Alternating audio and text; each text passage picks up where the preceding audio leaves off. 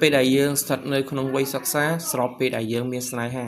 តែយើងត្រូវបែងចែកដោយម្ដេចគឺធ្វើឲ្យការសិក្សារបស់យើងទទួលបាននូវភាពជោគជ័យសួស្តីអ្នកទាំងអស់គ្នាស្វាគមន៍មកកាន់វីដេអូថ្មីរបស់ខ្ញុំបាទចិនវុឌ្ឍ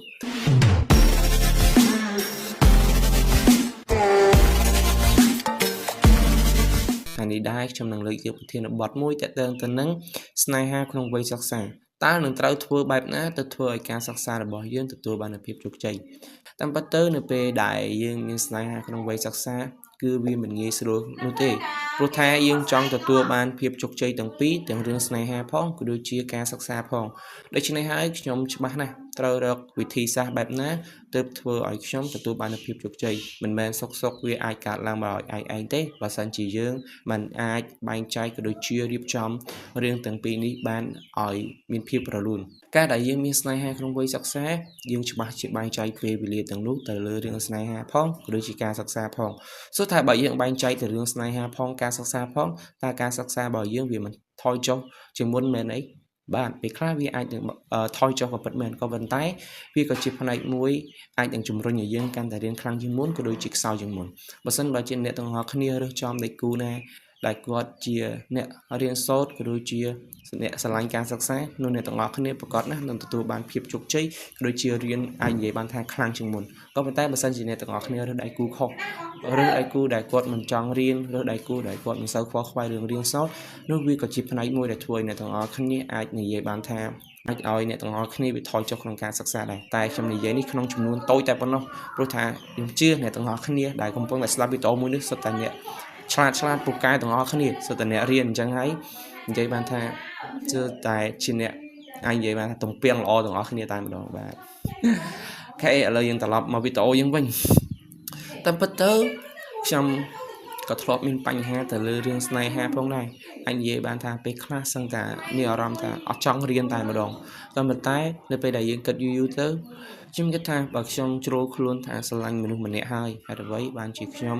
ត្រូវយករឿងទាំងអស់នោះលាយឡំជាមួយនឹងការសិក្សាធម្មតាបើសិនយើងស្រឡាញ់គេបានគេជាអនាគតរបស់យើងហេតុអ្វីបានជាយើងមិនប្រឹងប្រែងរៀនសូត្រអញ្ចឹងខ្ញុំបានដាក់គោលដៅមួយថាខ្ញុំត្រូវប្រឹងដើម្បីនរណាម្នាក់ក៏ដូចជាដើម្បីគ្រួសារបើនៅពេលដែលយើងមានគោលដៅហើយទោះបីជាយើងមានស្នេហាក្តីមិនមានក្តីយើងត្រូវតែខំដើម្បីគោលដៅយើងឲ្យផុតហ្វិនទើបយើងត្រឡប់មកងាកមើលអ្វីដែលយើងចង់បានតាមក្រោយស្នេហាវាអាចនិយាយបានថាកើតឡើងក្រោយការសិក្សាទេក៏ប៉ុន្តែវាក៏ជាផ្នែកមួយដែលជំរុញឲ្យការសិក្សារបស់យើងដើរស្របជាមួយនឹងការស្នេហារបស់យើងដែរការដែលខ្ញុំនៅរៀនមានន័យថាខ្ញុំត្រូវផ្ដោតទៅលើរឿងទាំងពីរនេះអញ្ចឹងវាធ្វើឲ្យខ្ញុំអាចនិយាយបានថាការសិក្សារបស់ខ្ញុំអាចនឹងថយចុះក៏ប៉ុន្តែខ្ញុំរកវិធីសាស្ត្រមួយគឺថា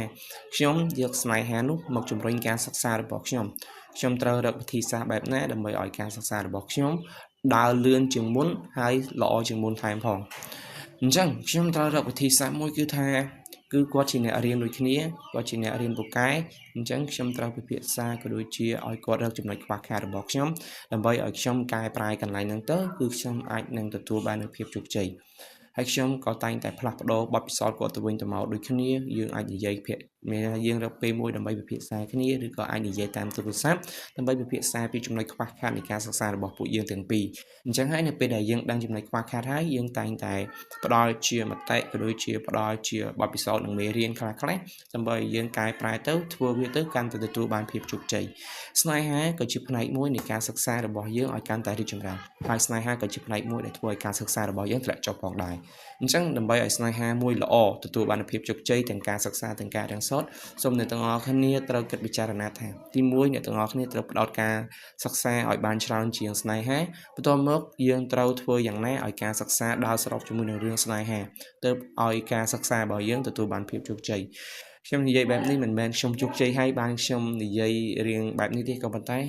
វាអាចនិយាយបានថាវាជាផ្នែកមួយដែរដោយសារខ្ញុំឆ្លងកាត់ខ្ញុំធ្លាប់ជួបមុនអញ្ចឹងហើយអាចនិយាយបានថាយើងមានអីយើងចែកម្លែកគ្នាស្ដាប់ខ្លះក៏បានដែរដើម្បីជាបទពិសោធន៍ខ្លះដូចជាមេរៀនខ្លះឲ្យអ្នកទាំងអស់គ្នាថាមិនមែនយើងស្រឡាញ់គ្នាព្រាមយើងផ្ដោតទៅលើស្នេហា 100% ឬក៏បោះបង់ការសិក្សាទេ